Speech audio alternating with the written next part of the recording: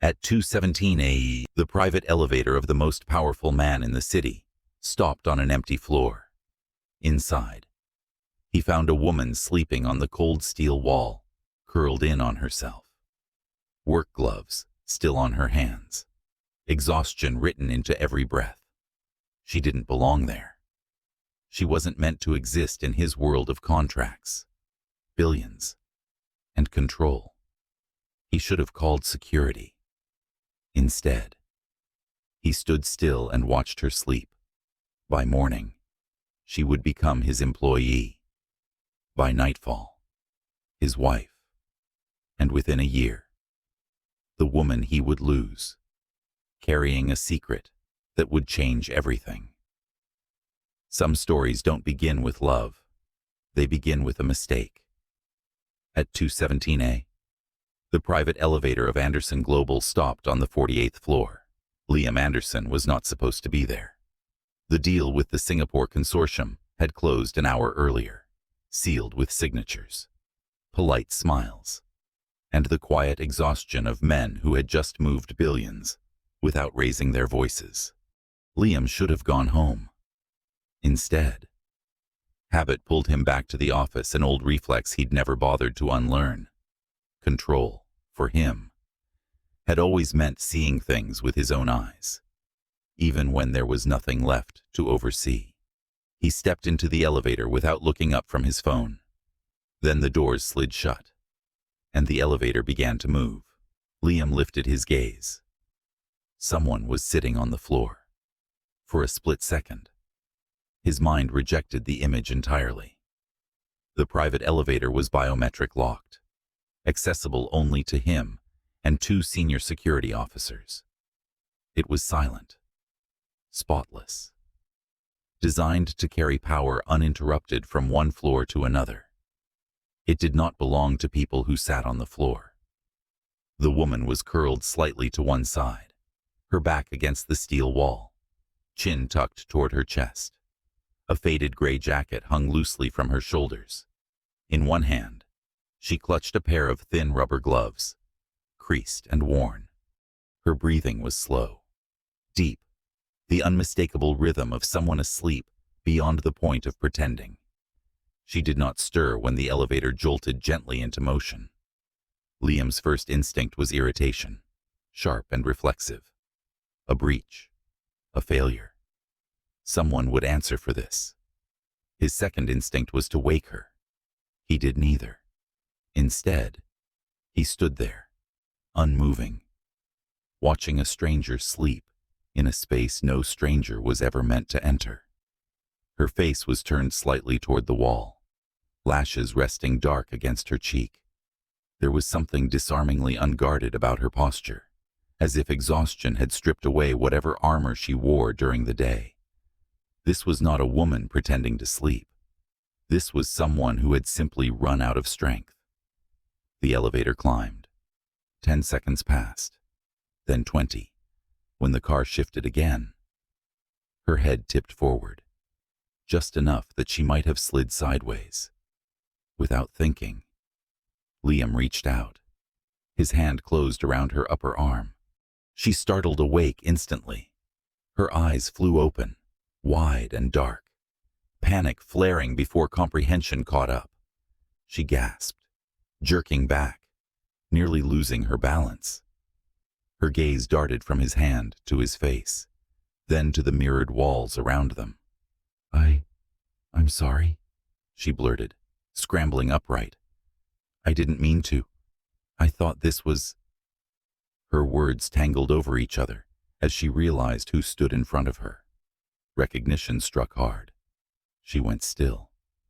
Liam Anderson was not a man people mistook, even without the tailored suit, even without introduction.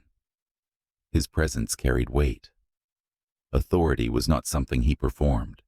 It was something that followed him into rooms and altered the air. Emma Brooks had seen him before on screens mounted in break rooms, in business magazines left behind on cafeteria tables. She had never expected to see him at arm's length, at 2 a.m, with his hand still on her arm. I didn't know, she said quickly. mortified. I thought it was the service elevator. I was cleaning upstairs, and I got dizzy. I only meant to sit for a minute. Liam released her immediately. You're an employee, he said. It was not a question. Yes, night shift. She straightened, instinctively defensive, shoulders back, hands folded in front of her like a shield. I can get out at the next floor.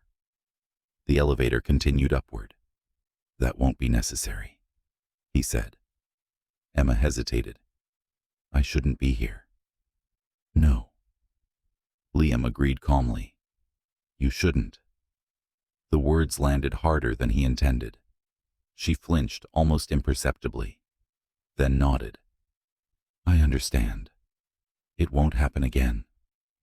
The silence that followed was awkward, taut with things unsaid. Liam studied her more closely now, not in the way men sometimes looked at women, but with the precision of someone used to reading people for a living. She was young, though not in a careless way. There was fatigue etched into the lines around her mouth, a quiet tension beneath her composure. Her shoes were scuffed. Her jacket smelled faintly of disinfectant and citrus cleaner. She was not pretending to belong in his world. She was surviving near it. What's your name? He asked. She blinked. Emma. Emma Brooks. The elevator slowed. When the doors opened, she stepped out immediately, grateful for the escape. She bowed her head slightly, a reflex of politeness rather than submission. I'm sorry again, she said. Good night, Mr. Anderson. She disappeared down the corridor before he could reply. Liam remained in the elevator long after the doors closed again. He did not call security. He did not report the incident. By the time he reached the top floor, he had already categorized it as irrelevant and anomaly, a momentary disruption that would not repeat itself. And yet, as he walked into his empty office, he found himself thinking of the way her shoulders had tightened when he said she shouldn't be there. The following morning, Liam Anderson stood at the glass wall of his office, reviewing personnel files with a detached focus. Bring me the list again, he said. His assistant hesitated. Sir. The night maintenance staff, Liam clarified. I want names. She did not ask why. Emma Brooks's file was thin. 26 years old. Hired through a third-party contractor. No disciplinary records. No commendations either. Her attendance was perfect. Her notes brief. Factual. Mentioned one thing repeatedly overtime requests. Liam closed the file. By noon.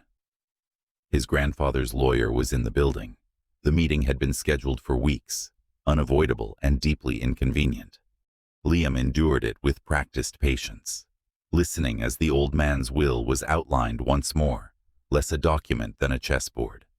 Every clause designed to force compliance. There's only one condition left unresolved, the lawyer said carefully. Your grandfather insists it be settled within the month. Liam already knew the answer. He always did. Marriage, he said flatly. The lawyer nodded. A legal union. Quiet, respectable.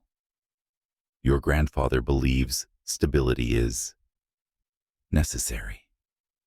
Liam laughed, short and humorless. He's wrong. That may be. The lawyer replied. But the terms are binding. Liam stared out at the city, jaw tight. He had spent his life building walls between emotion and action, need and obligation. This was a demand he had no intention of fulfilling on sentiment. If marriage was required, it would be nothing more than a transaction. Find someone, he said, discreet, no attachments. Someone who understands this is an arrangement. The lawyer paused. There is one other detail. Liam turned back, which is, the woman must be an Anderson employee. Silence stretched between them. Liam's mind flickered, unbidden, to a private elevator after midnight, to tired eyes and rubber gloves clutched like lifelines. He dismissed the thought immediately. "That's fine," he said. "Handle it." The lawyer nodded, already making notes. Across the building, several floors below, Emma Brooks pushed a mop down a quiet hallway, unaware that her name had just crossed the lips of the most powerful man in the company for the second time in 2 days. She did not know that by nightfall. Her life would fracture neatly down the middle, into before and after. She did not know that the man who had watched her sleep would soon ask her to marry him. And she certainly did not know that saying yes would cost her far more than either of them could imagine. Emma Brooks learned about the promotion by accident. She was refilling the supply cart on the 32nd floor when her supervisor called her name. Voice sharp with a kind of excitement Emma had learned to distrust. Promotions rarely came without a price, especially for people like her. Temporary contracts, invisible labor, lives measured in hours rather than futures. "You're being reassigned," the supervisor said, effective immediately. Emma froze. Did I do something wrong? Quite the opposite. The woman glanced around, lowering her voice. Executive floor, personal office support. Emma's first instinct was refusal. Her second was fear. The executive floors were quiet, intimidating, populated by people who never looked at her twice, unless something had gone wrong. She had survived by staying small, efficient, forgettable. "I'm not qualified," Emma said carefully. "That's not your decision." A pause. "Mr. Anderson requested it." The name landed like a physical blow. Emma didn't ask questions. She never did when questions threatened the fragile stability she clung to. She nodded, wiped her hands on her jacket, and followed instructions.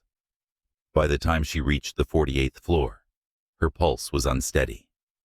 Liam Anderson was seated behind his desk when she entered, posture relaxed, expression unreadable. Sunlight cut clean lines across the room, glinting off glass and steel. Everything in the space spoke of intention. Nothing was accidental here. "You asked to see me," Emma said, keeping her gaze level. "Professional." "Yes." He gestured to the chair opposite him. "Sit." She obeyed, folding her hands in her lap to hide their tremor. "This reassignment isn't disciplinary," Liam said. "It's practical." "I understand," Emma replied, though she didn't. "You work nights," he continued. "Your attendance is perfect. You don't draw attention. You don't ask for accommodations." Her fingers tightened. "I do my job. I know." He studied her for a moment. "Do you need this job?" The question was too direct. Emma hesitated only a fraction of a second before answering. "Yes." "Do you need it badly enough to accept a temporary arrangement outside your job description?" Her breath caught. "What kind of arrangement?" Liam leaned back slightly. "One that comes with financial compensation, sufficient to resolve personal obligations." The room felt smaller. Emma stood. "If this is inappropriate, it isn't," he said evenly. "And you're free to leave." She didn't. Something in his tone controlled. Deliberate, made it clear this was not a test. This was an offer. "What are you asking me to do?" she said. "To marry me." The words were precise, unembellished. He might have been discussing a contract clause. Emma stared at him, certain she'd misheard. "I'm sorry." "A legal marriage." Liam clarified. "Private? Temporary?" 6 months. Possibly less. You would receive compensation up front. The world tilted. You don't even know me, Emma said. I know enough. Her laugh escaped before she could stop it short. Disbelieving. You're serious? Yes. No, she said immediately. Absolutely not. Liam didn't react. Consider it. There's nothing to consider. You're wrong. He slid a document across the desk. This outlines the terms. Emma didn't look at it. Why me? Because you're an employee. Because you won't mistake this for something it isn't. And because you need the money. The last sentence cut deepest, because it was true. Emma stood again, heart pounding. This is unethical. It's legal, Liam replied. And consensual. I'm not for sale. I'm not buying you, he said quietly. I'm buying time. The words hung between them, heavy with implication. Emma's phone vibrated in her pocket. She ignored it. Then it rang. She flinched, apologizing automatically as she stepped aside to answer. The hospital number was familiar. Yes, she said, already bracing. Her shoulders sagged as she listened. When she turned back to Liam, something in her face had changed, control stripped away. Fear, bare and immediate.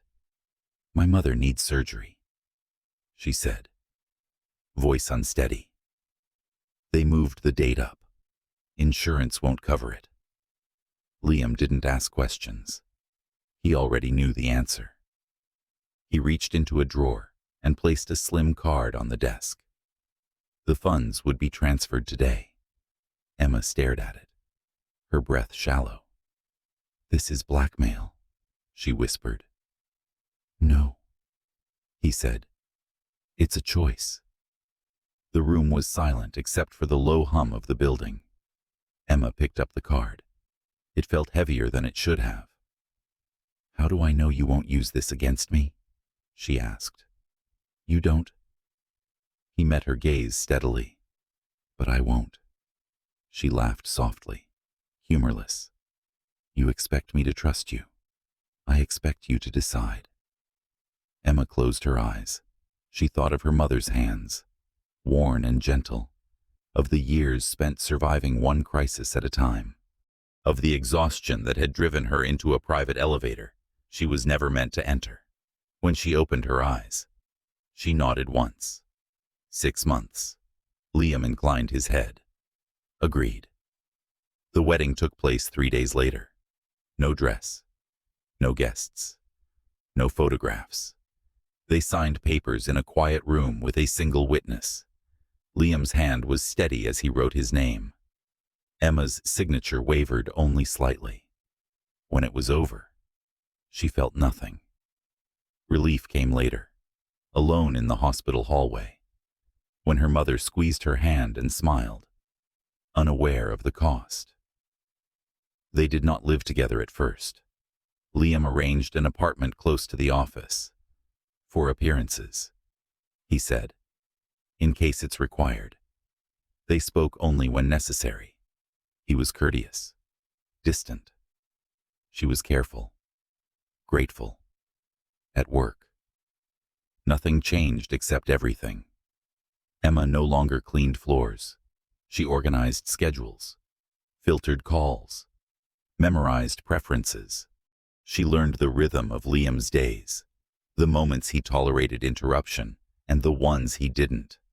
She learned he drank coffee black, hated inefficiency, and noticed details most people missed. He noticed her too, not overtly, not in ways that could be named, but his gaze lingered longer than it should have. His questions drifted beyond work once or twice, then snapped back into place. One evening, long after sunset, they found themselves alone in the office again. You don't regret it, Liam said suddenly. Emma looked up from her tablet. Regret what? This. His hand gestured vaguely between them. She considered. I don't have the luxury of regret. His jaw tightened. Neither do I. The silence that followed was not uncomfortable, but it was charged. Emma gathered her things. I should go. Yes, Liam said. Then, as she reached the door, Emma. She paused. This arrangement ends when I say it does, he said.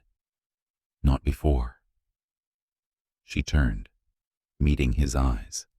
I'm not your possession. No, he agreed quietly. You're my wife.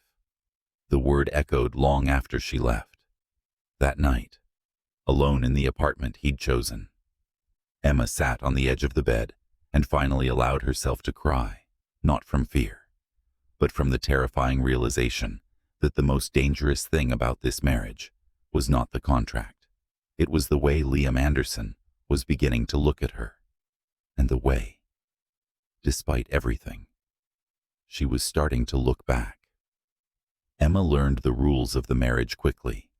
They were not written anywhere, but they existed all the same, precise, invisible, enforced by silence.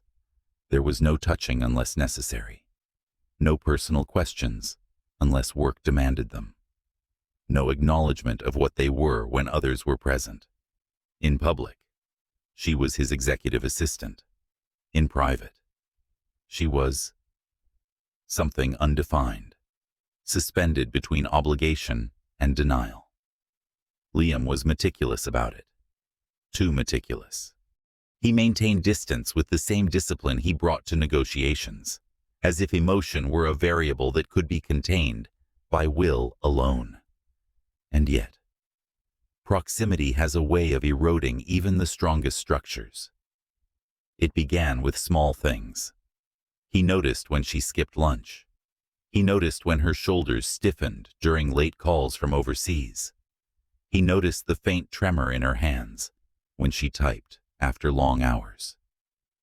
Emma noticed things too, the way his jaw tightened when discussions drifted toward family. The nights he stayed long after the building emptied. The rare moments when fatigue cracked his composure. One evening, a storm rolled in without warning. Rain lashed against the windows, lightning fracturing the skyline. The city slowed, then stalled. Emma checked her phone and frowned. Transit's shut down, she said. I'll wait it out. Liam glanced at the time. It was close to midnight. You'll stay here. It was not phrased as a question. They were alone on the top floor, the office reduced to a cocoon of muted light and distant thunder. Emma tried to focus on organizing files, but the quiet pressed in. When the power flickered, she startled despite herself. Liam looked up. You don't like storms. It's fine, she said, too quickly. He studied her for a moment, then stood. Come with me. He led her into the conference room, overlooking the city. The glass walls offered a panoramic view of rain-slicked streets and glowing towers. He poured 2 glasses of water, handed her one, and gestured toward the chair beside him rather than across the table. She hesitated, then sat. You don't have to pretend here, he said. Emma swallowed. Pretend what? That you're not exhausted. She let out a quiet breath. I can manage. I know. His voice softened almost imperceptibly. You shouldn't have to. The admission unsettled her more than anger would have. She stared at the city, at the way the lights blurred through rain. This arrangement, she said carefully, wasn't meant to include concern. No, Liam agreed. It wasn't. Silence stretched. Thunder rolled again. Closer this time. Emma flinched, then stilled, embarrassed. Without thinking, Liam reached out. His hand closed over hers. The contact was brief, instinctive, meant to steady. Nothing more. but neither of them moved away. Her hand was warm, smaller than his, fingers curling unconsciously as if anchoring herself. Liam felt the jolt like a shock through his system, sharp and immediate. He should have let go. Instead, his thumb brushed lightly against her knuckles. Emma looked at him then. Really looked. And something fragile passed between them. Recognition. Perhaps. Or the shared awareness that this was no longer within the bounds they had agreed upon. She pulled her hand back. We shouldn't. I know, he said. They stood at the same time, tension thick enough to taste. The storm raged on outside, indifferent to the quiet war being waged inside the room. That night marked a shift neither of them named. After that, proximity became dangerous. Meetings ran longer. Conversations drifted. There were moments when their hands brushed over the same document, when his gaze lingered too long on her face before snapping away. Emma found herself thinking about him when she shouldn't, about the way he listened when she spoke, the way his presence seemed to pull her toward him despite her better judgment. She reminded herself constantly this was temporary, this was necessary, this was not love. The first crack came during a charity gala Liam was obligated to attend. Emma accompanied him as part of her role, dressed in a simple black gown she'd borrowed from a colleague. When she stepped out of the car, Liam faltered for the briefest instant. You look... He stopped himself. Appropriate. She smiled faintly. High praise. Inside, the room buzzed with wealth and expectation. Emma stayed half a step behind him, as instructed. But eyes followed her, curious, assessing. When a woman approached Liam, elegant and poised, Emma felt the shift immediately. So this is her, the woman said, smiling with practiced warmth. I've heard so much. Emma stiffened. I'm sorry, Liam answered before she could. Emma Brooks, my assistant. The woman's gaze sharpened, something calculating flickering beneath her smile. Of course, they moved on. But the moment lingered.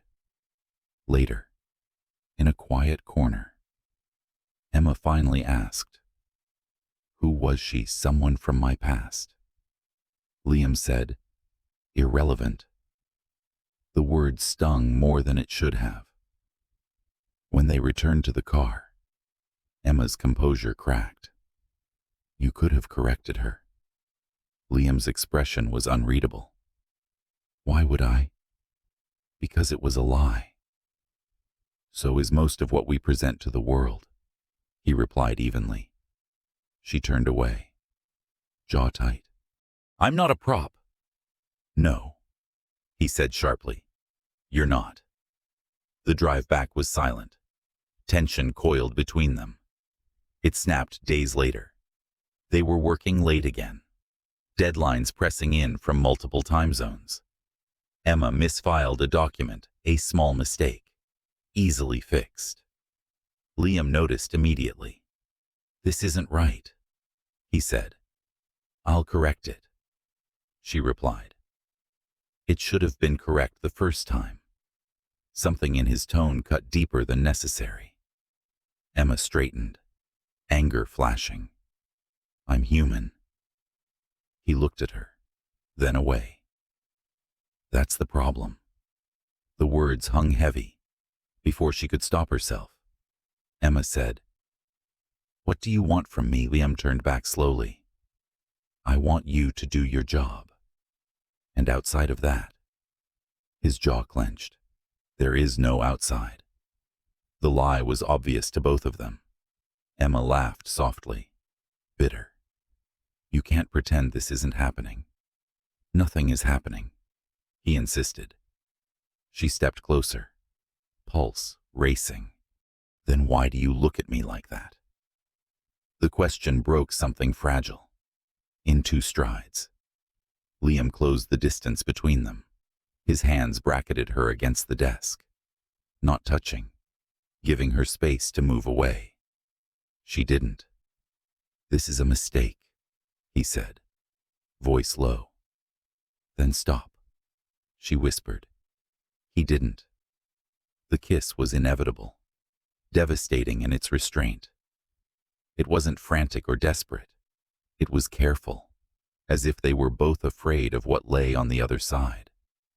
When he pulled back, his breathing was uneven, control visibly strained. "We can't," he said. Emma nodded, heart hammering. "I know." But knowledge didn't undo what had already shifted. That night, they crossed a line they could never fully redraw. It wasn't passion that claimed them, but surrender, the quiet kind that comes when resistance finally fails. When morning came, they lay on opposite sides of the bed, distance restored by mutual consent rather than desire. Liam was gone before she woke. At the office, everything was back in place. Professional, controlled, untouchable. Weeks passed. Emma told herself she was fine. She told herself this was temporary, manageable. Then came the nausea, subtle at first, easy to dismiss. Fatigue followed, heavier than usual. When the doctor confirmed it, the room spun. "You're pregnant," the doctor said gently. Emma left the clinic in a daze, clutching a prescription she barely saw. She sat on a bench outside, hands pressed to her abdomen, heart racing. One mistake. One night.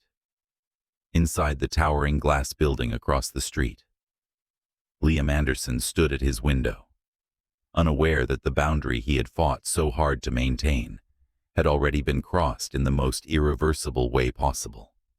And neither of them knew yet how much it would cost to pretend nothing had changed. Emma did not tell Liam. She told herself there were practical reasons for the silence.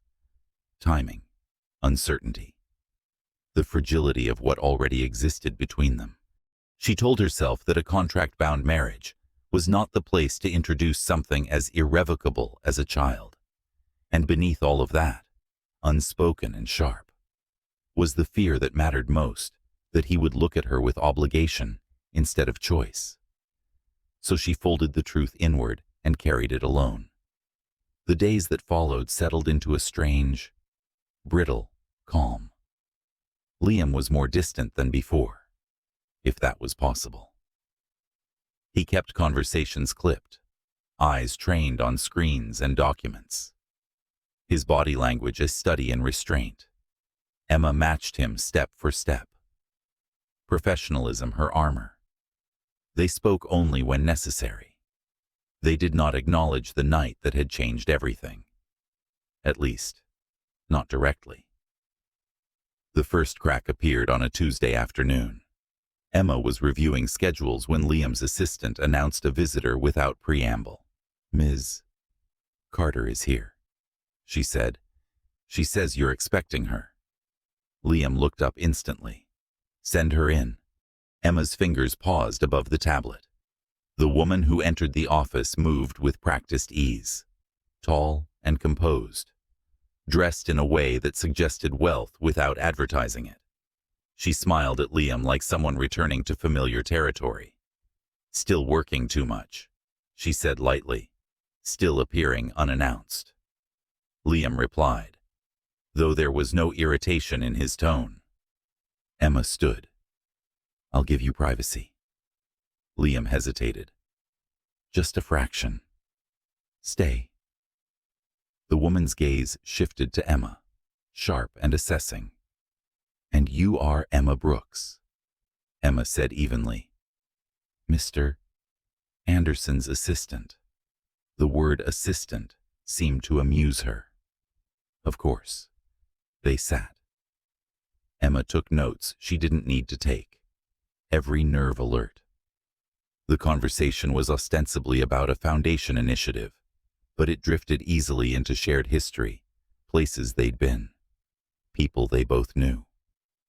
The woman spoke with the confidence of someone who belonged in Liam's life, past and present, seamlessly entwined. When she laughed, Liam smiled. It was a small thing. It shouldn't have mattered. It did. After she left, the office felt emptier than before. Who was she?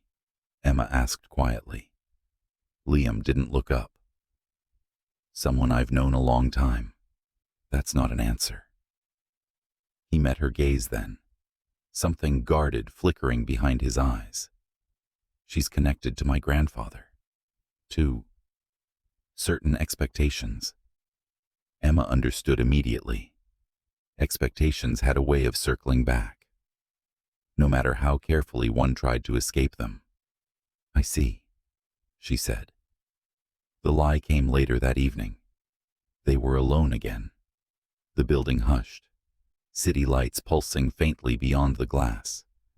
Emma had stayed late to finish a report. Liam had not told her to leave. I'm flying out tomorrow, he said suddenly. She looked up. You didn't mention it. It wasn't confirmed. A pause. She'll be accompanying me. Emma's breath caught before she could stop it. Ms. Carter. Yes. For how long? However long it takes.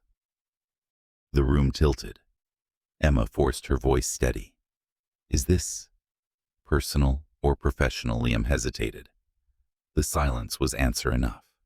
It's complicated, he said. The words echoed painfully. Emma nodded once. Everything is. He studied her, as if searching for something she wasn't ready to give. You'll manage things here. Of course. She turned back to her work, hands steady despite the ache spreading through her chest. That night, alone in the apartment, Emma pressed a hand to her stomach and cried until exhaustion claimed her. The truth felt heavier with every hour that passed, no longer just hers to carry. But she couldn't find the moment to lay it bare. Every path led to loss. Liam left the next morning without seeing her. Days passed, then weeks. His messages were infrequent, professional. Updates on meetings, requests for documents. Never a question about how she was. Never a word about what they'd shared. Photos appeared online. Liam and Ms. Carter at charity events, at dinners with influential figures. They stood close, familiar, composed. Emma learned about the rumors the way she learned about most things indirectly. They say he's finally settled on someone appropriate. A colleague murmured in the break room, not realizing Emma was within earshot. About time. Emma finished her coffee and returned to her desk, face carefully neutral. The nausea worsened. Fatigue settled deep into her bones. She hid it well. Until one afternoon when she had to excuse herself abruptly and lock herself in the restroom, breath coming in shallow bursts as the world spun. When she returned to her desk, there was an envelope waiting for her. Inside was a legal notice. Liam's handwriting covered the margin. We need to talk. They spoke that evening via video call. He looked tired. Sharper lines etched into his face. I'm ending the arrangement, he said without preamble. Emma nodded. I assumed as much. This was always temporary. Yes, I'll ensure you're compensated, he continued. More than agreed. You'll have time to transition. The words blurred together. Is there someone else? He didn't answer immediately. There is someone I believed I lost a long time ago, he said finally. She's returned. I owe it to myself to see where that leads. The truth settled like ice in Emma's veins. I understand, she said softly. You don't have to leave immediately. Liam added, we can manage the optics. Emma's control cracked. Optics, she repeated. That's all this ever was to you. His jaw tightened. That's not fair, isn't it? She swallowed. Did any of this matter to you? Silence. Liam looked away. The answer was clear. They ended the call with mutual politeness, words carefully chosen to avoid further damage. When the screen went dark, Emma sat very still for a long time. She packed that night. Not everything, only what she could carry. She left the apartment key on the counter, the ring he'd given her tucked carefully beneath it. The legal papers remained unsigned on the table. At dawn, she stood once more in the private elevator. The memory of that first night pressed in exhaustion. Sleep. The beginning she hadn't recognized as such. Now she stood awake, resolute. The future a blank stretch she would have to navigate alone. She placed a hand over her stomach. I'm sorry, she whispered, not sure who she was apologizing to. Emma Brooks walked out of Anderson Global before the city fully woke. Her resignation submitted electronically. Her forwarding address left deliberately blank. By the time Liam returned 2 days later, she was gone. He found the ring first, then the key, then the empty apartment. Something cold and unfamiliar settled in his chest as he realized she hadn't taken the compensation he'd offered. She hadn't left a note. She hadn't asked for anything. She had simply vanished. For the first time since he was a boy, Liam Anderson felt something dangerously close to panic. And still, he did not yet know the truth. That the misunderstanding he had chosen would cost him not just a woman who had loved him in silence, but the children he did not know existed. By the time he realized what he had lost, it would already be far too late to stop her from leaving his world behind. Liam Anderson searched for Emma Brooks for 3 weeks before admitting to himself that she had not left by accident. At first, he assumed it was a reaction temporary, emotional, solvable. People disappeared briefly all the time when things became uncomfortable. They cooled off. They resurfaced. They accepted settlements. That was how the world he knew worked. Emma did none of that. Her resignation had been clean, submitted through the system at 4:38 a.m. Efficient to the point of cruelty. Her employee file was closed within hours. The apartment he had arranged stood untouched, as if she had never lived there at all. No forwarding address, no emergency contact, no trace beyond a digital footprint that ended abruptly the morning she walked out of the building. Liam told himself this was intentional, but he did not yet understand how final it was meant to be. He began methodically. Security footage, transit logs, contractor records. Everything led nowhere. Emma had not gone back to the hospital where her mother had been treated. The bank accounts tied to the compensation he'd offered remained unopened. The ring sat in his desk drawer, heavy and accusatory. She didn't want anything. His assistant said quietly after the 3rd week, "Not money, not silence." Liam said nothing. At night, when the city quieted and the office emptied, the memory of her presence pressed in on him in ways he hadn't anticipated. The way she stood half a step behind him, without shrinking. The way she spoke when she disagreed, soft, but unyielding. The way she had looked at him during that final call. Disappointment layered so deeply, it had passed beyond anger. He replayed that moment again and again, searching for the point where things had slipped beyond his control. It took him longer to realize the mistake he'd made with Ms. Carter. He had convinced himself the return of the past would restore balance. That clarity would come with familiarity. Instead, it hollowed him out. The woman he believed he'd lost turned out to be a memory polished smooth by time, more symbol than truth. She wanted the life Liam could provide.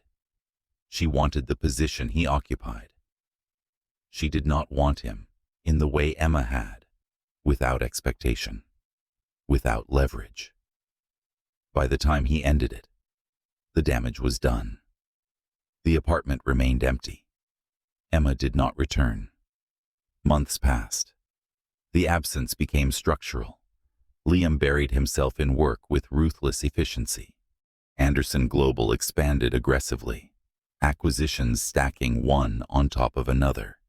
His public image sharpened, refined by distance and authority. To the world, nothing had changed. Internally, everything had. There were moments fleeting, destabilizing when he thought he saw her. A familiar walk across a crowded street. A flash of dark hair in a cafe window. Each time, the disappointment cut deeper. He stopped asking his team for updates.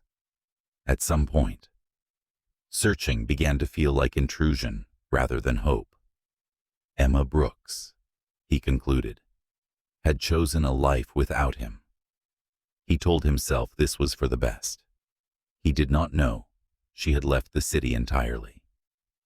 Emma arrived in the coastal town at the end of winter, with one suitcase and a body that no longer moved the way it once had. The sea air was sharp and clean, the pace slower than anything she'd known. She rented a small apartment above a closed bookstore and found work at a local library within weeks. The anonymity was deliberate.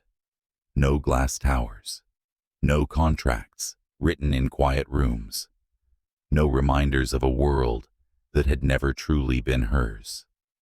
Her pregnancy unfolded in silence. The first ultrasound stole the breath from her lungs. 2 heartbeats, close and unmistakable. The doctor spoke gently, explaining risks, timelines, precautions.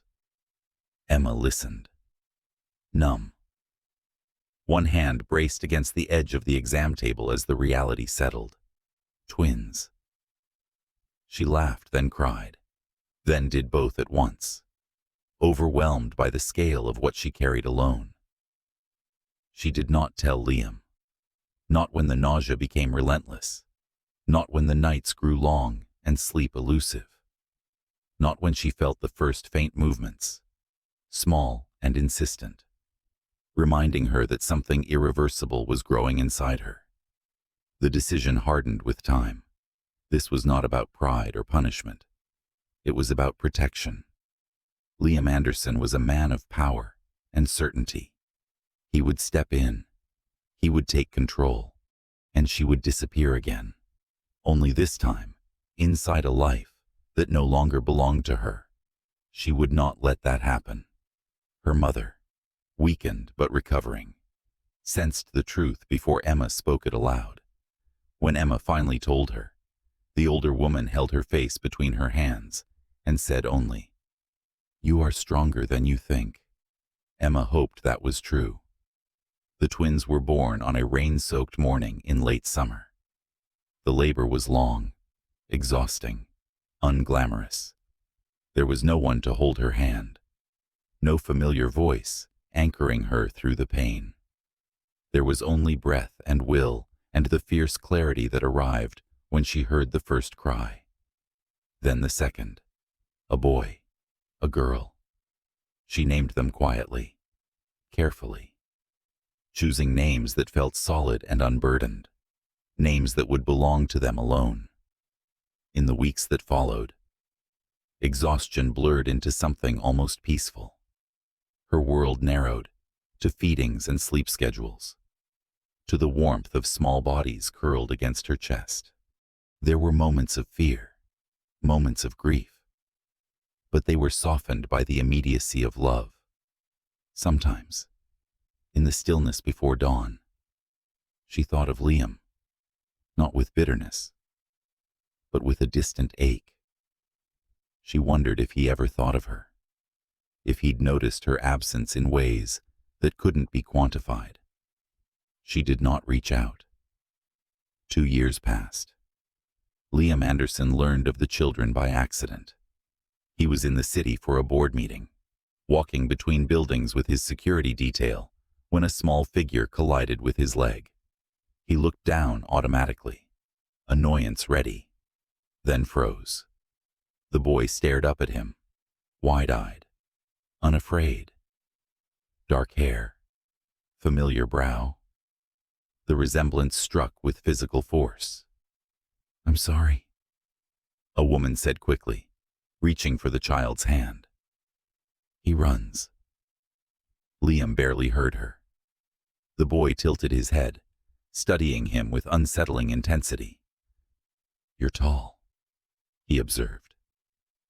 Something in Liam's chest constricted. "What's your name?" Liam asked, before he could stop himself. The woman hesitated, instinctively protective. "That's not Mama," the boy interrupted, tugging her hand. "She's looking." A second child appeared at her side, a girl, identical eyes, same unmistakable echo of features Liam saw every morning in the mirror. The world narrowed. Liam straightened slowly, heart pounding. He met the woman's gaze, and recognition slammed into him like impact. Emma. She had changed. Softer around the edges, perhaps, but steadier.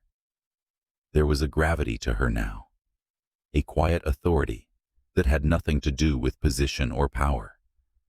Her eyes widened, shock flickering before resolve snapped into place. "Don't," she said quietly. Liam swallowed. "They're mine," she said. "They're mine." The lie was thin. The truth was written plainly in bone and blood. Liam crouched slowly, bringing himself level with the children. His voice was careful, unthreatening. "Hi." The girl watched him with solemn curiosity. "You look like him," she said, like who Liam asked, barely breathing. "Mama." The boy answered promptly. Emma closed her eyes. The city moved around them, indifferent to the fracture opening in Liam's life. He stood slowly, hands curling into fists at his sides. "How long?" he asked, voice hoarse. "Were you planning to keep them from me?" Emma met his gaze without flinching, as long as it took. "Why?" "Because you already chose," she said simply, "and I chose differently." Silence stretched between them, heavy with years and unspoken truths. Liam looked at the children again. His children and something inside him shifted irrevocably. Control, certainty, distance, all the structures he'd relied on, crumbled under the weight of this revelation. "I should have known," he said quietly. "Yes," Emma agreed. "You should have." She took the children's hands, turning away. "We're late."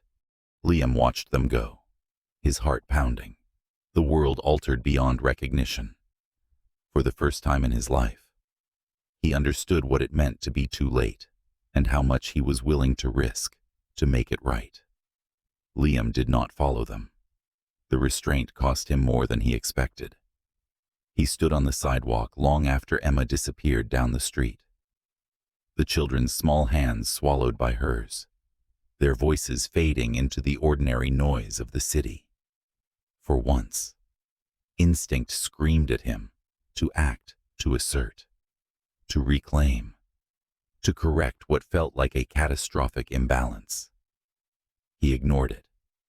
Control had built his empire. It would not build his family. That realization unsettled him deeply. He spent the rest of the day in a daze, attending meetings without hearing them, answering questions without processing their meaning. The image of the twins replayed relentlessly the boy's fearless curiosity, the girl's quiet scrutiny, both of them carrying pieces of him he had never known existed. By evening, the truth settled in with crushing clarity. Emma had not disappeared to punish him. She had disappeared to protect something he hadn't been ready to deserve. He booked a return ticket and canceled it within minutes. Instead, he checked into a hotel near the waterfront, a place deliberately modest by his standards. He did not call Emma. He did not send messages through intermediaries. He waited, unsure what the next correct move was, only certain that force would destroy whatever fragile chance remained. The next morning, he found the library easily. Emma looked up when he entered, surprise flashing briefly across her face before composure returned. She wore no makeup, her hair pulled back simply, a cardigan soft with use. She looked grounded in a way that made his chest ache. "You shouldn't be here," she said quietly. "I know," Liam replied. "I won't stay if you ask me to leave." She studied him, weighing intent against memory. After a moment, she nodded toward the children's corner. "They're here." Liam followed her gaze. The twins sat cross-legged on the floor, absorbed in a picture book. The boy noticed him immediately, eyes lighting with recognition. "You came back," he said matter-of-factly. "I did," Liam answered, crouching a few steps away. "Is that okay?" The boy considered this, then nodded. "Mama says people can come back if they're polite." The girl watched silently, thumb tucked between her fingers. Emma exhaled slowly. "We can talk." Briefly, they stepped aside, voices low. "I'm not here to take anything from you," Liam said. "I'm here to listen." Emma crossed her arms, skepticism flickering. "That's new." "I've had time to practice," he replied. She held his gaze, searching for something she couldn't articulate. "You don't get to decide what happens now. I know. And you don't get to introduce yourself to them as anything other than what you are." "Which is?" Liam asked carefully. "A stranger," Emma said. The word stung. He accepted it without argument.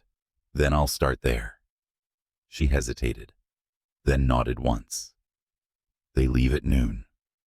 Liam spent the next hour on the floor of the children's section, reading aloud in a voice that felt foreign in its softness. The boy asked questions constantly, bright and curious. The girl listened, occasionally correcting him with startling precision. Liam answered honestly, without embellishment. He did not offer gifts. He did not promise returns. When they left, he stood and watched them go, the space they occupied echoing painfully, once empty. That evening, he wrote Emma a single message. "I'll be here tomorrow. No pressure." She did not reply. He returned anyway. Days passed, then weeks. Liam stayed in the town, quietly restructuring his life around proximity rather than possession. He rented a small house overlooking the water. He attended meetings remotely, his board baffled but compliant. He learned the rhythms of Emma's days from a distance, careful not to intrude. When she allowed it, he joined them at the park, at the market. At the edge of routines, she guarded fiercely. He earned the children's trust slowly. The boy liked his steadiness, the way Liam never raised his voice, never rushed him. The girl tested boundaries, watching closely for inconsistency. Liam met her gaze each time, patient, unwavering. He learned their names. He learned their fears. He learned that love, in this context, was not a grand declaration, but 1,000 small permissions. Emma watched all of it with cautious vigilance. They spoke more now, cautiously, in the spaces between parenting. about schedules, about boundaries, about what would and would not happen. "You don't get to disrupt their lives," she said one evening as they walked along the shore, the children racing ahead. "They don't need instability." "I won't," Liam said, "and you don't get to rewrite the past." "I'm not trying to." She stopped, turning to face him. "Then what do you want?" Liam considered the question carefully. "To be useful," he said finally. "To be present. To earn whatever place you decide I have." Her eyes softened. "Just a fraction. That's not how you usually operate." "No," he agreed. "It's uncomfortable." She almost smiled. The turning point came unexpectedly. Emma called him late one night, voice tight. "Can you come? I need help." He was at her door in minutes. The girl had a fever, high and sudden. Emma moved with practiced efficiency, but fear edged her movements. Liam followed instructions without question, holding cool cloths, measuring medicine. Pacing the floor when waiting became unbearable. When the fever finally broke, Emma sagged with relief. Liam steadied her, hand firm at her elbow. This time, she did not pull away. "I don't want them to see me scared," she whispered.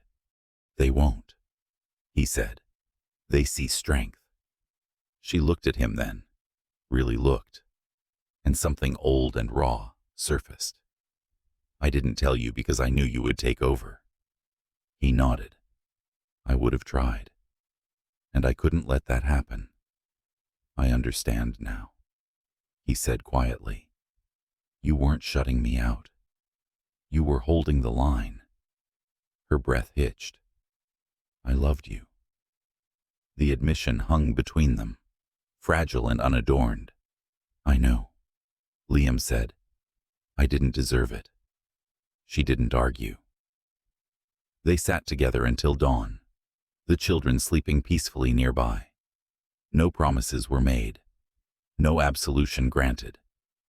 But when Liam left that morning, Emma did not close the door behind him. The next day, she invited him to stay for dinner. It was not forgiveness. It was an opening. Liam understood the difference, for the first time. He allowed himself to imagine a future that did not hinge on certainty or control, but on patience and repair.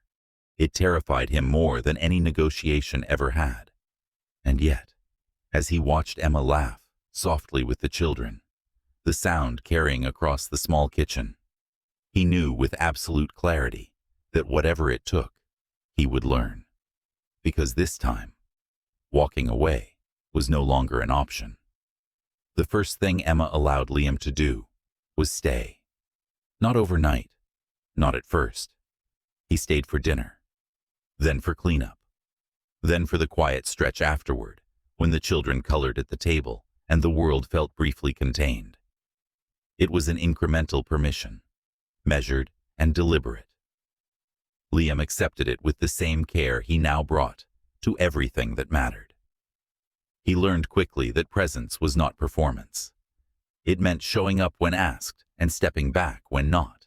It meant letting Emma set the rhythm. He did not question bedtime rules or meal choices. He asked before helping, listened when corrected. He learned the small rituals that anchored the twins. The story read twice, because the girl liked symmetry. The song hummed under breath, because the boy slept better that way. He learned that Emma watched constantly, not with suspicion exactly, but with vigilance born of responsibility. There were moments when the past pressed in hard enough to threaten the fragile equilibrium. Liam's phone would buzz with calls he didn't answer. Emails stacked unanswered until he forced himself to delegate. Control, once his refuge, had become an obstacle. He was learning to unlearn it. One afternoon, as they walked back from the market, Emma stopped abruptly. "We need to be clear," she said. He waited. "This doesn't mean what you think it means," she continued. "You being here, helping, it doesn't mean I'm ready to forgive everything." "I know," Liam said, "and it doesn't mean we're—" She searched for the word, then shook her head. "Anything. I know that too." She studied him, searching for resistance. Finding none unsettled her more than argument would have. "I won't let you hurt them," she said quietly. "I won't," he replied without hesitation. "And if I ever do, you should take them and leave." The sincerity in his voice stole her breath for a moment. She turned away, nodding once. The twins adapted faster than she expected. Children, she realized, were remarkably perceptive. They accepted Liam not as a title or a claim, but as a presence. The boy asked endless questions, curiosity boundless. The girl observed more than she spoke, testing consistency with patient precision. Liam passed each test by simply remaining himself, flawed and attentive, resisting the urge to impress. It was in those moments that Emma felt the old ache resurface, sharper now because it had context. She watched Liam kneel to eye level, watched the careful way he spoke, the deliberate gentleness in his movements. This was not the man she had left. This was not the man who had looked away when she needed him most. That made it harder, not easier. The shift came on a quiet evening when the children were asleep and the house held that rare, suspended stillness. Emma poured tea, hands steady despite the storm gathering in her chest. Liam sat across from her at the small kitchen table, posture relaxed, expression open. "I need to know something," she said. "Ask." "Why now?" Her gaze held his. "Why didn't you fight harder then?" Liam exhaled slowly. "Because I thought certainty was more important than connection," he said, "and because I believed I knew who I was supposed to be. And now I know who I wasn't," he replied. "And I know what that cost." She wrapped her hands around the mug, absorbing the warmth. "You left," she said softly. "Not physically. You left by choosing something easier." "I did," he agreed, "and I won't defend it." The honesty disarmed her. "I can't build my life around the possibility that you've changed." "You shouldn't," Liam said. "Build it around what you need. I'll adapt." The simplicity of the statement startled her. "You'd give up everything." He didn't hesitate. "I already have." The truth of it sat heavy between them. Emma stood abruptly, needing distance. She moved to the window, staring out at the darkened street, at the ordinary life she had fought so hard to construct. She had chosen safety over hope, stability over risk. And now risk stood quietly behind her, asking nothing, offering patience instead.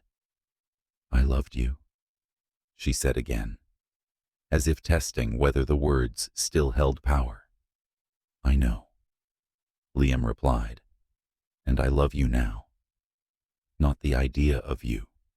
You, as you are." She closed her eyes. Love, spoken this way, was dangerous. It demanded response. "I can't promise you a future," she said. "I'm not asking for one," he answered. "I'm asking for the chance to earn it." The days that followed were both gentler and more treacherous.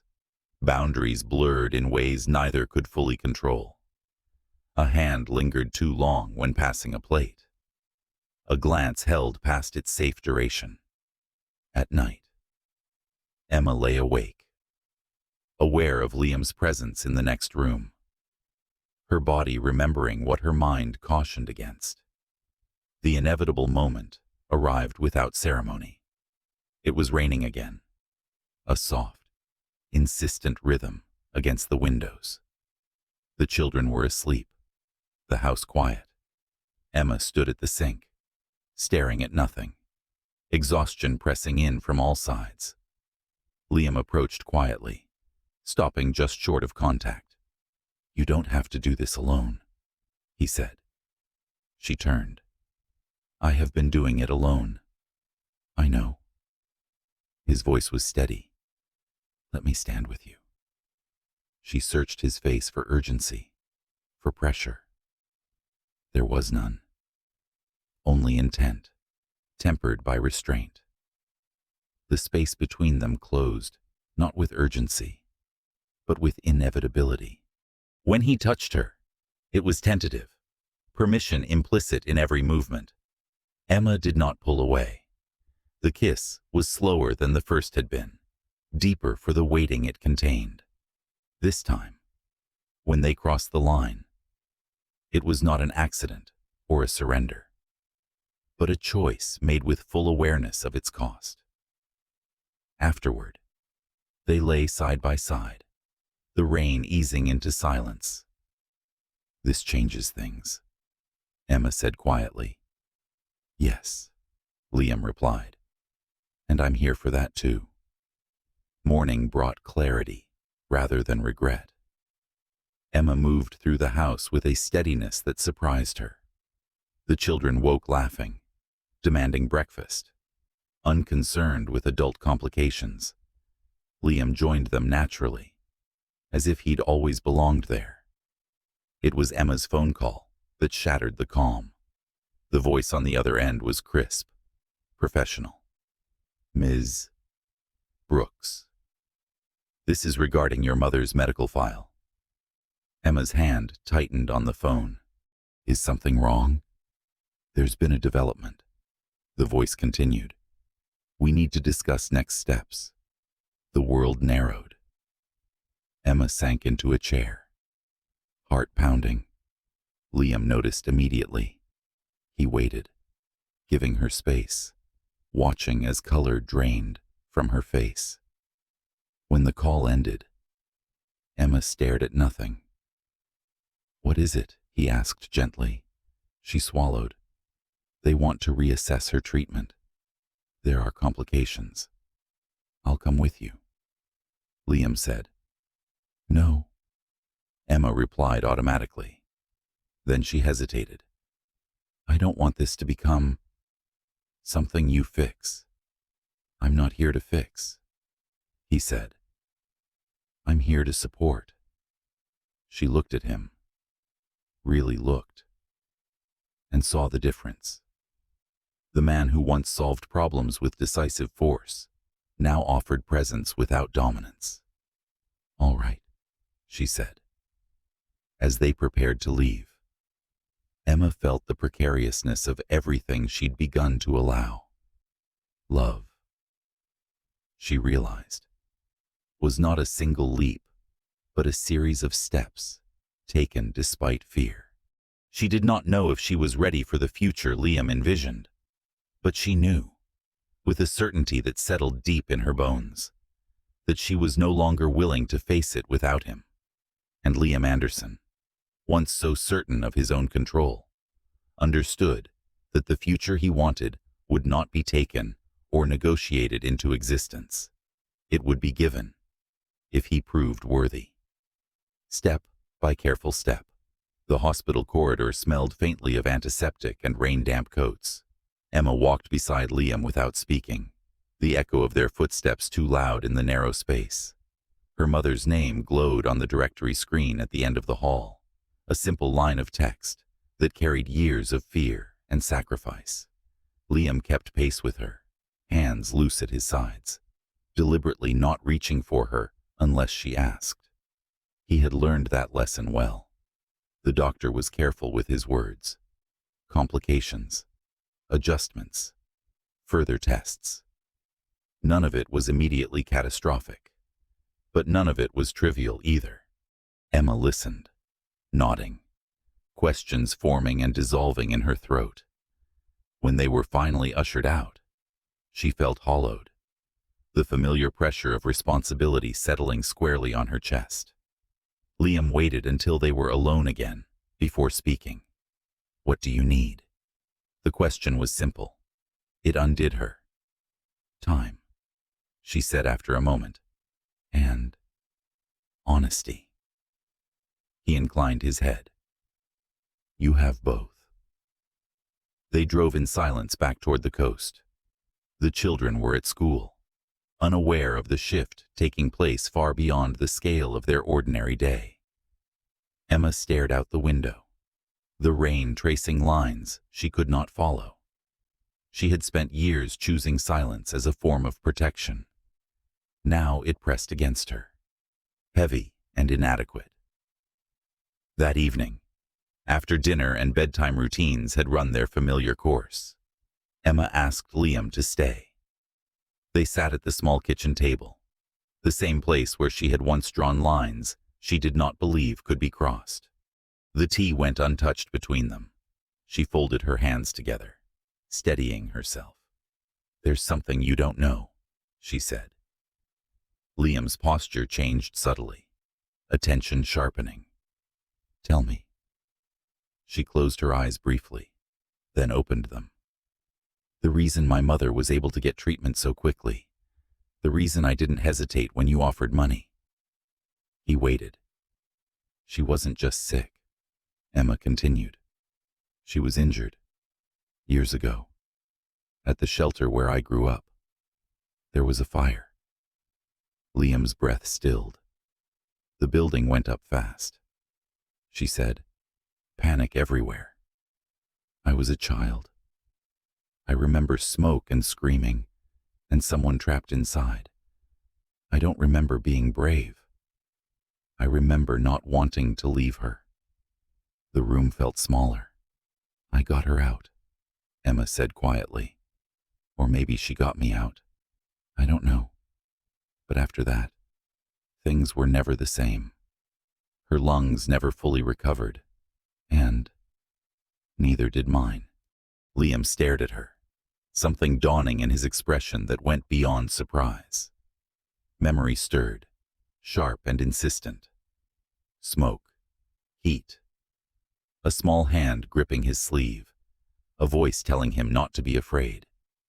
"I was there," he said hoarsely. Emma nodded. "I know." The truth settled between them, with a weight that bent the air. Liam pushed back from the table slowly, standing as if unsteady on his feet. He walked to the window, stared out into the dark, and laughed once, quietly, without humor. "My grandfather spent 20 years searching for the child who pulled me out of that fire," he said.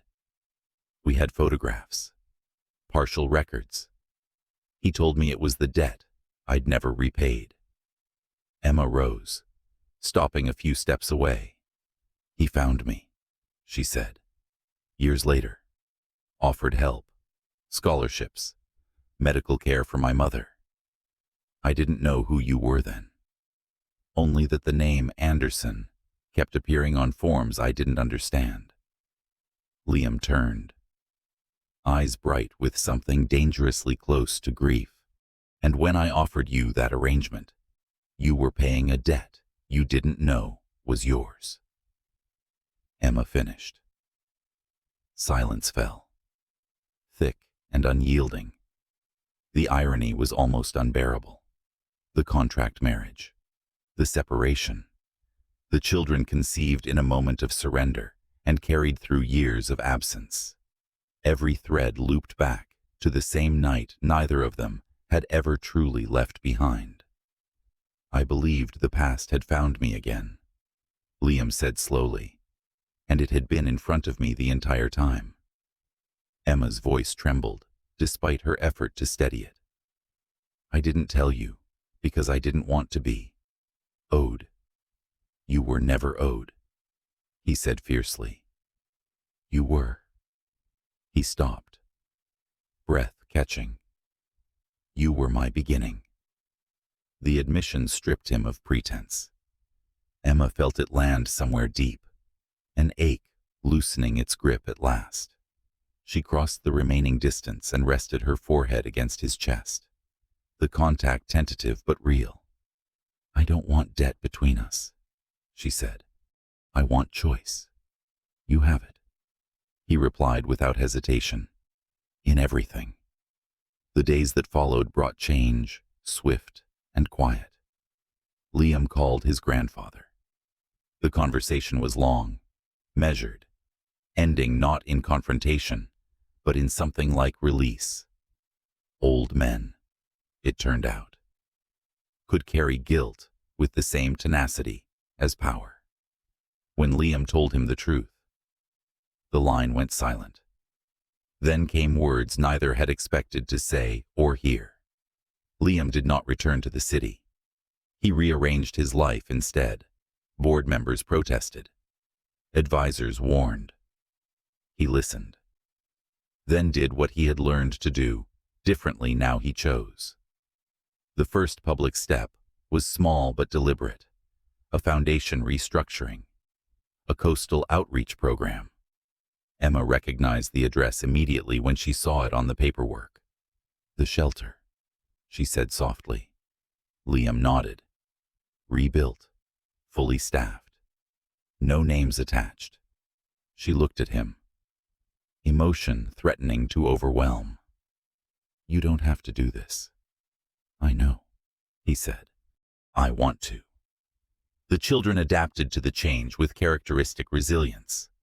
They accepted the expanded presence of their father with unselfconscious ease, their trust deepening into something that felt unshakable.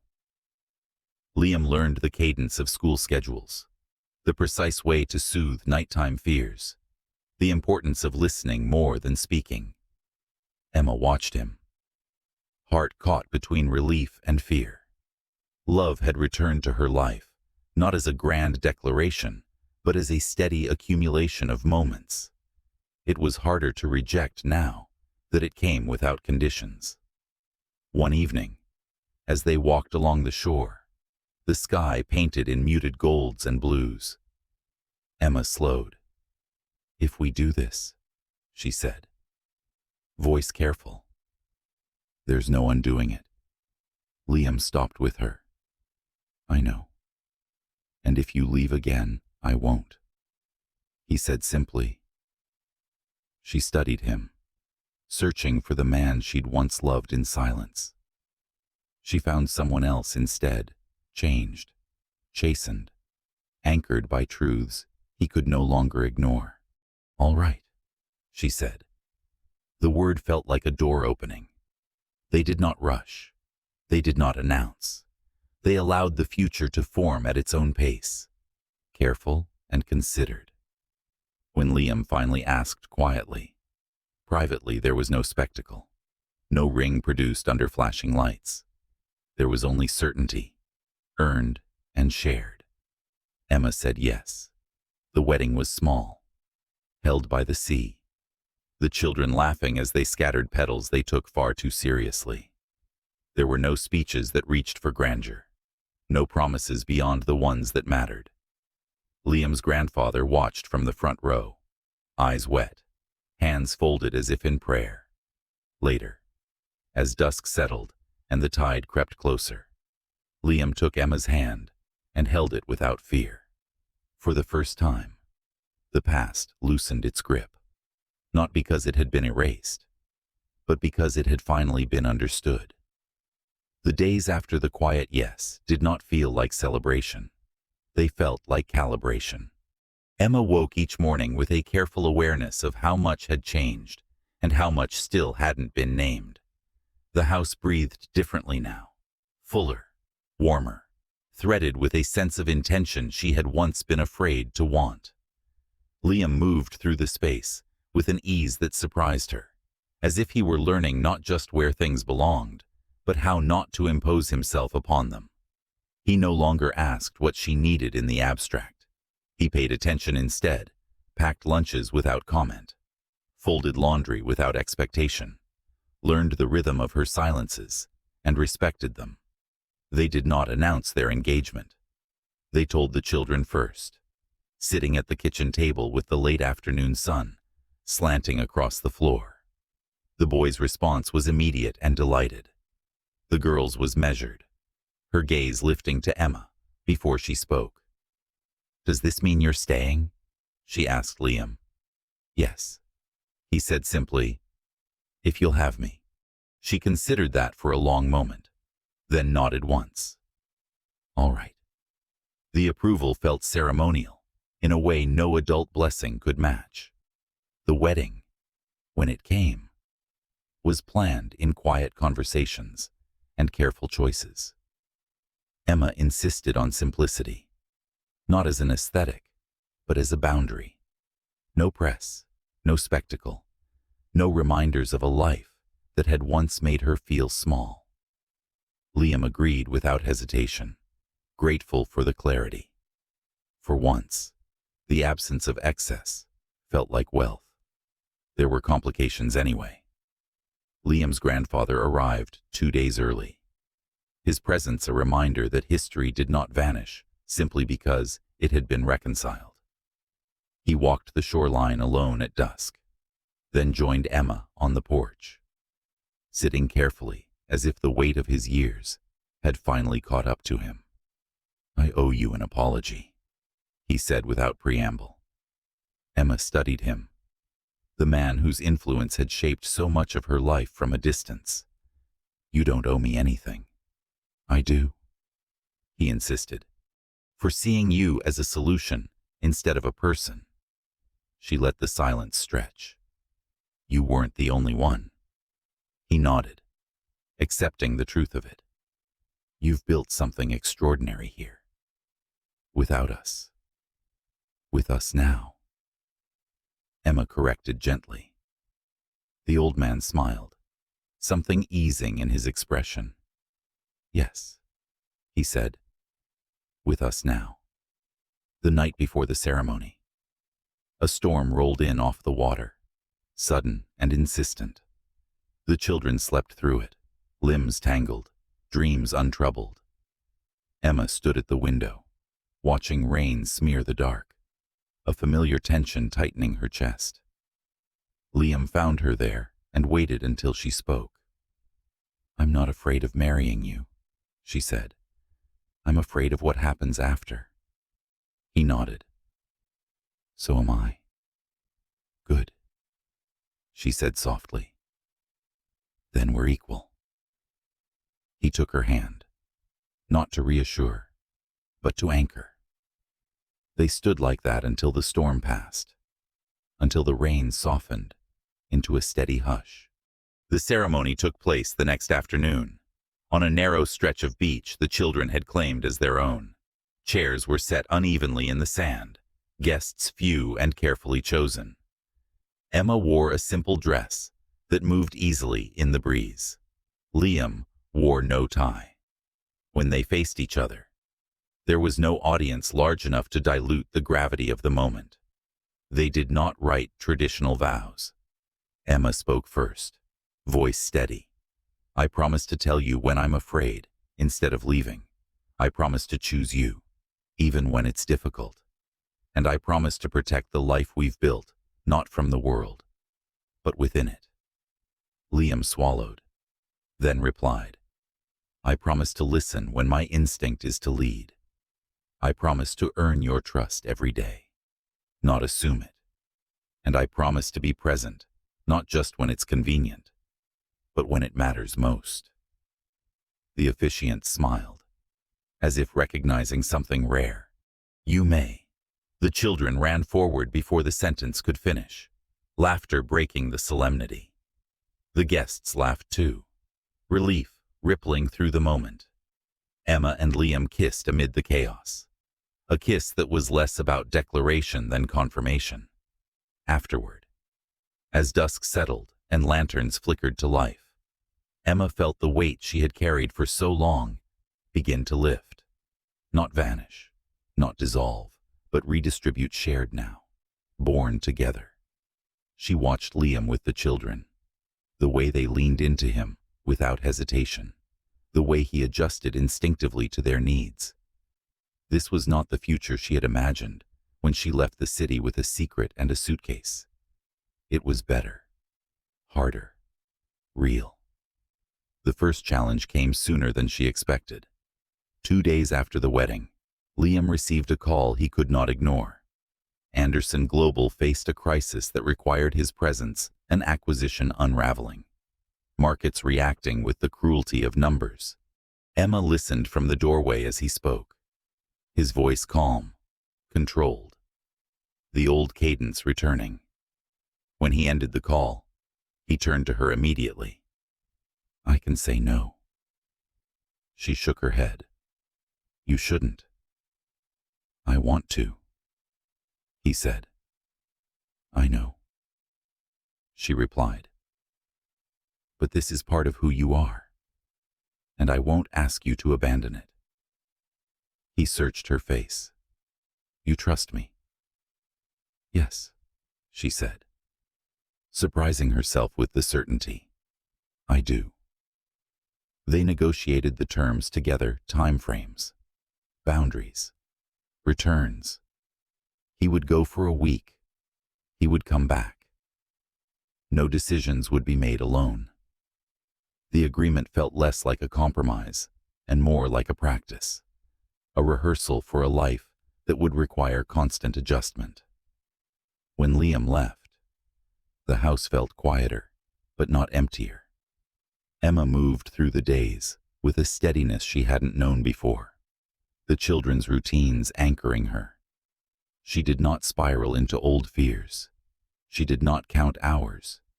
She lived. He returned on schedule. That night, as they lay together, the sea audible through the open window, Emma spoke into the dark. "I don't want perfection." "I know," Liam said. "I want honesty," she continued, "even when it's uncomfortable." He turned toward her. "Especially then." She smiled, resting her forehead against his. The future stretched ahead, unwritten and demanding. For the first time, she did not flinch from it. Outside, the tide moved steadily in and out, indifferent to vows and promises. Inside, something quieter and stronger had taken root, not the fevered certainty of beginnings, but the deliberate, hard-won trust that comes after everything else has been stripped away. Tomorrow would bring its own complications. Emma did not doubt that, but tonight, with Liam's hand warm in hers and the children asleep down the hall, she allowed herself the luxury of belief. Not that love would save them, but that they would choose it, again and again. With eyes open, morning arrived without ceremony. Emma woke to the sound of the sea breathing against the shore and the soft thud of small feet down the hallway. The house held that particular quiet that followed a long season of tension, the kind that didn't demand vigilance. She lay still for a moment, cataloging the ordinary details, the weight of the blanket, the pale light edging the curtains, Liam's arm warm and steady across her waist. Ordinary, she had learned, was not the absence of difficulty. It was the presence of steadiness. The children burst in moments later, laughter uncontained, questions tumbling over each other. There was a school project due. There was an argument about cereal. There was a missing shoe. Liam sat up, rubbing sleep from his eyes, and reached for the day without hesitation. Emma watched him, the ease of his movements no longer surprising, just true. This was what remained when drama receded, not perfection, but participation. Life did not slow to accommodate their happiness. It tested it instead, the way it always did. There were weeks when Liam traveled more than he wanted to, when negotiations demanded attention at inconvenient hours. There were days when Emma's mother struggled, when progress wavered and fear resurfaced like a bruise pressed too hard. There were disagreements about boundaries, about privacy, about how much of the old world they were willing to invite into the new. They learned to argue, without breaking. It became a practice, like anything worth keeping. Emma learned to speak before resentment calcified. Liam learned to listen without strategizing a solution before the sentence finished. They learned when to stand firm and when to bend. They learned that trust was not the absence of doubt, but the willingness to move forward with it present. The twins grew into themselves with a confidence that startled Emma at times. They belonged to their days fully, unburdened by the weight their parents had once carried. They learned the tides and the names of birds. They learned that questions were welcome. They learned that adults could be wrong and still be safe. One evening, months later, Liam stood at the edge of the rebuilt shelter as the final light fixtures were tested. The place hummed with newness, fresh paint, clean lines, a promise made tangible. Emma joined him, hands in the pockets of her coat. "It's ready," he said. "It's more than ready," she replied. He glanced at her, something thoughtful in his expression. "You could put your name on it." She shook her head. "It doesn't need me." He nodded. Understanding. Repair, she had taught him, was not ownership. The past, when it resurfaced now, did so without teeth. Old acquaintances appeared and were set gently aside. Media inquiries came and were declined without drama. Liam's grandfather visited when invited, learned when to step back, aged into something quieter and more reflective. The debt that had once loomed so large had been paid, not with money, but with acknowledgement.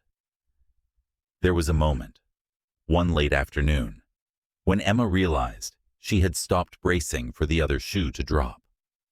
The realization came without fanfare.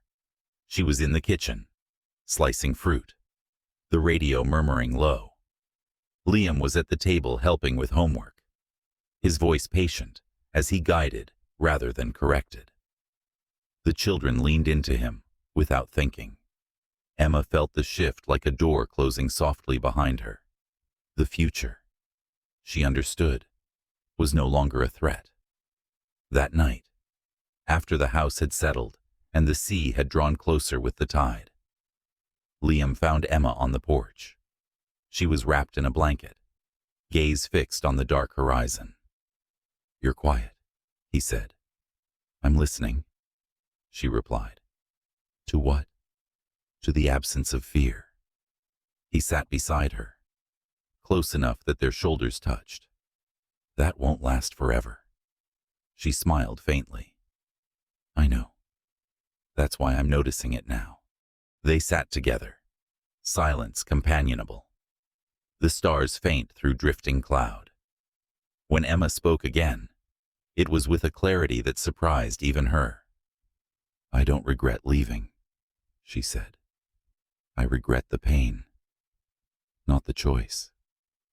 I don't regret finding you again."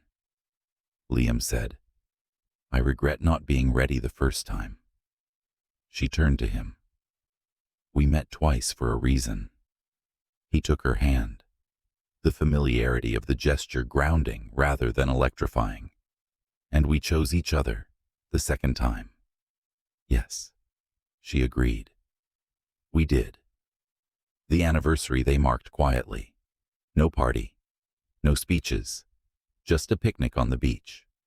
The children constructing elaborate structures that surrendered inevitably to the waves. Emma watched the water erase and remake,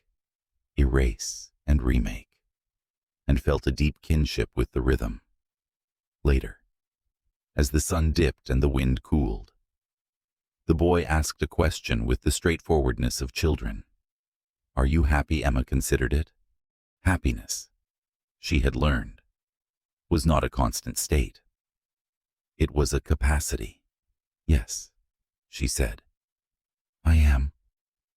The girl studied her for a moment, then nodded, satisfied.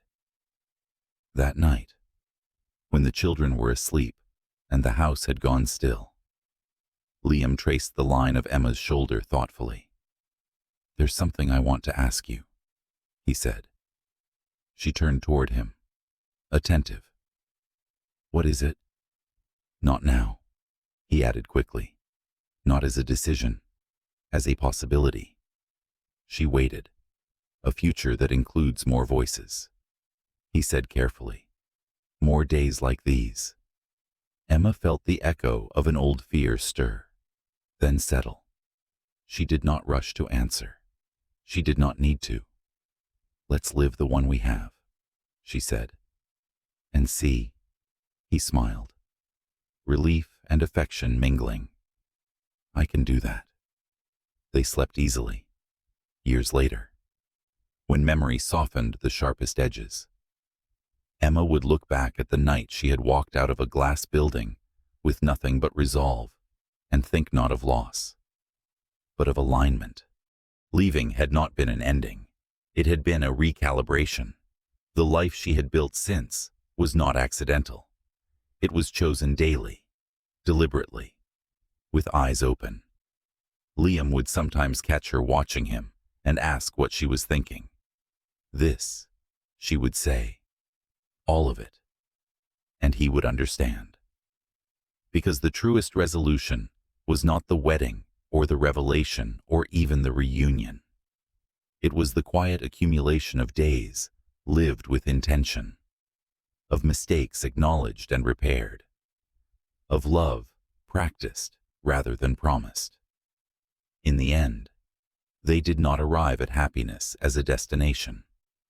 They constructed it, piece by piece, in the ordinary moments that followed the extraordinary ones.